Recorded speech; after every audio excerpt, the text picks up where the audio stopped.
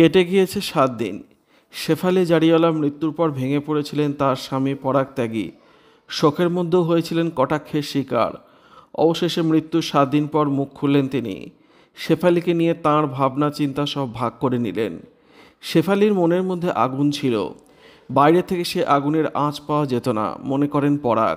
তাই তিনি লিখলেন, কাঁটা লাগার জন্য চিরকাল মনে রাখা হবে ওকে, কিন্তু আমরা যেভাবে ওকে দেখেছি তার চেয়ে অনেক বেশি ব্যাপ্তি ছিল ওর।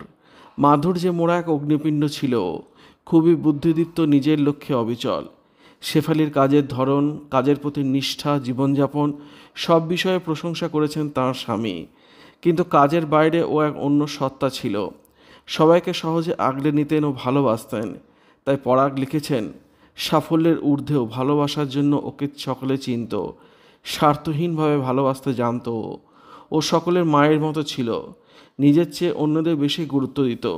সকলকে ভালোবাসা ও মায়া মমতায় জড়িয়ে রাখতে পারত। শেফালি একাধারে অসাধারণ কন্যা, অসাধারণ স্ত্রী এবং আমাদের পোষ্য সিম্বার অসাধারণ মা। বন্ধু হিসেবেও শেফালি নাকি দারুণ ছিলেন। অভিনেত্রীর মৃত্যুর পর অসুস্নাত পরাগকে দেখা গিয়েছিল ছবি শিকারীদের ক্যামেরায়। কিন্তু শোক নয়, শেফালিকে তার উজ্জ্বল ব্যক্তিত্বের জন্য মনে রাখতে চান পরাগ। তার কথায়, ওর ঔজ্জ্বল্য সকলে আলোকিত হতো, ও জীবনযাপনে অনুপ্রেরণা জোগাতো। তাই নিজের স্ত্রীকে সেভাবেই মনে রাখতে চান পরাগ।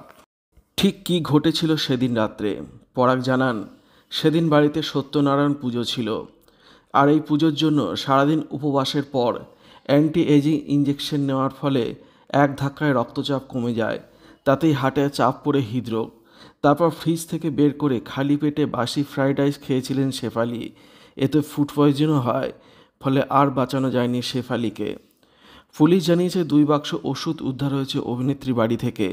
শেফালির পরিবারের দাবি, এই ওষুধগুলি খাওয়ার জন্য কোনো চিকিৎসকের পরামর্শ নেননি অভিনেত্রী।